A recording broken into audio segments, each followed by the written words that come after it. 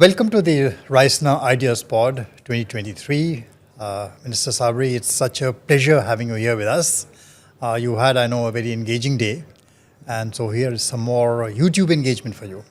Now, thank you very much for having me. It's my pleasure to be part of your engagement and also the Raisina this year. We are talking at a very troubled time, not just in our neighborhood, in countries which are undergoing economic crisis like Sri Lanka is, but across the globe. Yes. And as the war in Ukraine drags on, as the global headwinds because of the fallouts of that war start ravaging many other countries around, the danger looms for many others. Correct. And always, it is a combination of, the international situation and also the result of many decisions which perhaps went wrong. Correct. Should not have been taken correctly. That's so right. in a nutshell, for the audience, can you explain how did Sri Lanka get to where it is today? Yeah, I think it's a combination of bad policies, bad debt, and the circumstances. Circumstances in the sense of what COVID happened, the moment COVID happened, tourism but disproportionately affected a country like Sri Lanka with dependent for its foreign currency. And then, of course, escalating prices all over the world on grain, on fuel, on coal, really had a problem when our depreciation took place. Then, of course, wrong policies for a long period of time, a welfare state, the populist policies, which could not be sustained with the tax cut which came in as policy intervention. So it was a combination of those three. Yeah. And so, as a result of the crisis, now where you are, have been negotiating a package with the IMF. There are certain things that the IMF requires you to do as conditionalities. What are the kinds of conditionalities? How hopeful are you of getting the IMF bailout package? How much of it are you propose to get out? And does it really help you out? Yeah, I think it will help out in the sense, when it comes to IMF bailing out of a country which has been declared bankrupt or otherwise it had been declared as unsustainable of paying the debt. There are two components. One is you have to get debt assurances from the bilaterals, which is challenging. And as far as the IMF pre-actions, what we need to take in terms of the staff level agreement, we have taken all those things, so 15 of them. For example, cost-reflective pricing, more revenue basis, and then independent central bank. So many of those things we have done. I think those things which we could have done or should have done with or without IMF, this is good for the country, though it is not very popular. But the problem is how to sell these reforms to the people because it's directly going to affect them. All this while what we have done is used a printing machine to print the money and then inflation resulted in, and that giving hope to the people that welfare state is the way forward, which now we can see that it's not sustainable unless a sustainable revenue model is there. So it is there, we are doing it, and it's difficult to sell the reforms to the people because that's directly affect them. But on the other hand, IMF will bring a lot of confidence to the country. It will probably give us access back to the financial market, as well as it will also open up investment which has been ceased since last year or so. So what we are at the last stages of the discussions which are going on, we are very hopeful within this month, EFF should come to the country. Not that money is going to make a huge difference, but with that confidence and will open up so many other avenues available to us. See, the change you are talking about, inflation easing, investments coming in, is a process which takes time. And the experience of all IMF bailout packages and such bailouts has been in the past, that it takes a few years before things ease down, before things settle down. Now, how do you navigate the political space? Kind of sell these reforms, sell these changes which are mandated by the multilateral development institutions. And a lot of countries have struggled to do it. Yeah. So what are the challenges you're facing and how do you propose to go about it? Yeah, that's a big question right now we are facing. I think some of those reforms are very, very required, but then selling it is becoming very, very difficult for us. But luckily for us, tourism has revived, and with that comes a substantial amount of foreign currency to the country. And then we have put in place some import restriction in order to prevent senseless import of everything and every kind. So therefore, the trade deficit have kind of reduced a bit. And then Sri Lankans we have stabilized the dollar or the foreign currency rates in terms. So therefore, the difference between the the legal and illegal channels have really got shrunk. So therefore, people have started to send the money back through the normal channels. So that has helped us. So that's the stabilizing process. We have controlled the inflation, which was about 95%, into about 50%. So things seems to be good on the short term. We are not out of the wood. But going forward, the biggest challenge is the memories of the people are very short.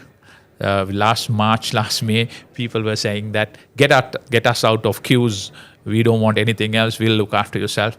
Now we have got them out of the queues, and then these changes are taking place. And of course, it hurts. It hurts every one of us. But I thought, like your country, early 90s, went through this pain. With no pain, no gain. So that's where we are. So challenges are to market it. And multilateral organization also should understand that the limit for patience on the public as well as the countries. So their fatigue set in because we have been negotiating for the last 1 year with the IMF. I hope that IMF will come in, others will come in before we really disintegrate ourselves, like many other countries which has happened. If your civil service collapses, if your bank collapses, if your armed forces collapse without payment and all those things, no point of you try to come and rescue it. It's beyond repair. Yeah. So this is the time that they need to also reinvent the approach what they do and come out at the right time before it's too late. I mean, that has been the experience of several countries which have gone through the process of multilateral lending. Yes. And the common complaint is that they are not so sensitive to the political changes which take place. See, the political hard shell, the political economy which takes over under these circumstances. So are they learning the lessons? Because see, if any of the things you mentioned happens, then the result is the exact opposite of what the multilateral institution desires. Exactly. And the situation gets worse, does not get better. That's right. No, that is precisely what we are saying, that is time for us. Now, you can have all these arguments happening with the geopolitical control and all sorts of differences of opinion as to how it should be handled and how you deal with the others who are not traditional creditors and all. But I must thank this opportunity for India, for instance, took leadership in Sri Lanka's debt to the restructuring. They were never a traditional lender. They were not a traditional creditor. But they came out strongly and gave the first assurance, which was the Paris Club to come in. And then China has given an assurance, which is not comprehensive, but we are talking to them. But be that or may, but until negotiations take place, I think multilateral is also to be flexible and come and do this for us. Otherwise, as you say, patience is running out. And for us as administrators, fatigue is setting in. We have been saying our people, please be there, please bear with us, it is coming. So we have been saying that in December it will come, in January it will come, the February now it's March. Yeah. So beyond this it's going to be very difficult. So only hope, as you're saying, if the ultimate objective is to bring back stability, put the country back on recovery path, and ultimately the country to progress and grow, it has to happen now, because if it disintegrates into parts of some countries, I don't want to mention the names, could be very dangerous. And then what's the point of you talking about anything or giving any sorts of counseling? So which are you talked about your bilateral relationships? Which are the bilateral relationships which have stood by Sri Lanka during this period of time, and how have they helped?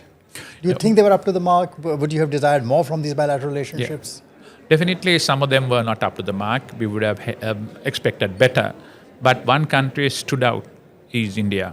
I must thank that everybody who's involved in the not only Indian government and state, but the public started collecting funds, sending us support, humanitarian assistance. But Indian government took some very bold, decisive actions by providing us about 3.9 billion worth of bilateral credit and a credit line, which gave us the lifeline to fight at the battle for another day, which probably saved Sri Lanka from oblivion. And then allowed us to live for another day to fight. And that helped us to stabilize it. So India comes at the very happy. To be honest, if you put together all the other countries did and India did, still Indian intervention was higher than the others did. Some of them, of course, everyone helped us. We are not finding fault because it's our problem. We have not properly governed it. We have not put the monies which we have borrowed into project which could have given you return.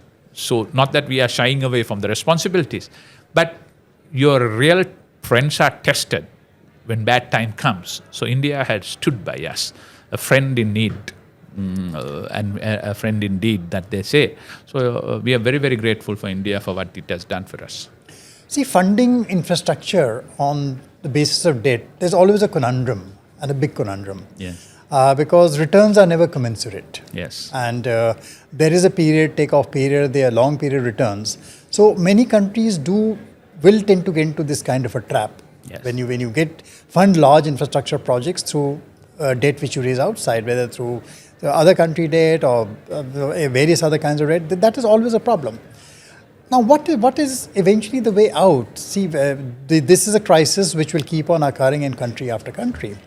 Now, what is the lesson Sri Lanka has learned as far as the funding of infrastructure goes, of large projects goes? What should be done? What should not have been done? Yeah, definitely. I think the changes took place in Sri Lanka when Sri Lanka kind of graduated from the low income or the middle income into upper. Then what happens is you access to low interest rate funding from the multilateral, you lose it. So the funding comes at a cost. Yeah. And then with that, it becomes increasingly difficult to get that because you need so much. So then you will probably tend to get easier way of getting funds.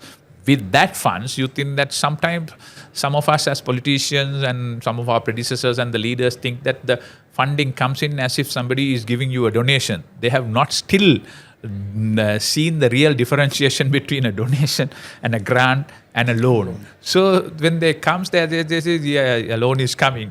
But all of a sudden, when the period comes in for repayment, that is where the problems happen. So therefore, it's important that we choose the funding, choose for what project you are taking the funding, what kind of interest rate, what you are going to pay on that, and then put it in use for projects which are sustainable and could generate funding and repay. So if you don't have that, don't touch any of those funding. That's the lesson probably anyone would have learned from the Sri Lanka.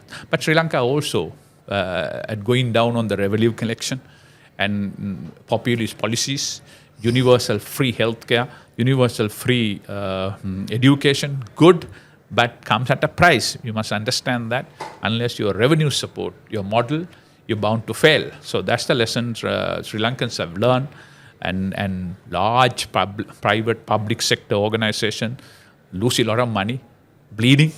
So SOE reforms, use the funds for productive, sustainable, returnable project are something which any country can learn from Sri Lanka's experience. So populism has a backlash, and the biggest lesson is that you need professional management of finances, and that is one important lesson which you would commend to other nations. Obvious. In the light of what has happened.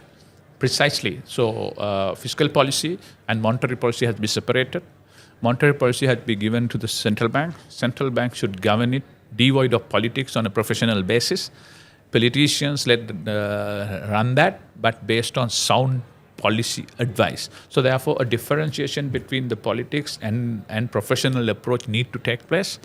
And we must always look at, when you just give hands out, how are you going to fund that?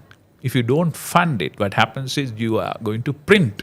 When you print it without your knowledge, your rupee will destabilize and the inflation will grow, which is exactly what happened to Sri Lanka. 95% of inflation means you have 200,000 of a salary which is worth 100,000. And then your rupee, which was worth 200 rupees, become 370 rupees. Those are the lessons that I think any country must learn. So these high-profile projects are good as long as you have a sustainable revenue model which could pay back. So populist politics basically ends up in creating consequences and problems. It does. The solutions to which are extremely difficult to hard sell politically then. That's right. No, it is so. That is why to have a balance on that. Yeah. The politics is also about your electorate, winning the people. But more than that, it's also important that you can do that, provided you have a good revenue model. So I think so many countries have done that well. So Sri Lanka need to do it also. And then some other problem was also protectionism. So Sri Lanka's export market from the GDP in 1991 was 31%. So when the protectionists came in, you only look at your particular market. It was not compatible with the international market. As a result of it, just come down to 14.5%. We did not realize the effect of it because repayments were not coming in and tourism was generating us money.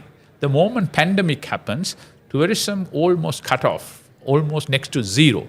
So then only we realized, and the repayments were coming up, debts were getting mature. So it was too late for us to react. So I think it's a good wake-up call. Which could have happened anyway.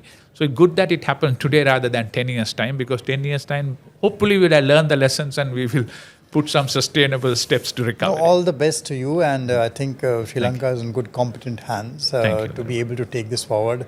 So we as Indians wish Sri Lanka all the best, and it comes out riding this wave out in control. All the best. Thank you very much. So it's a pleasure having you. Thank you.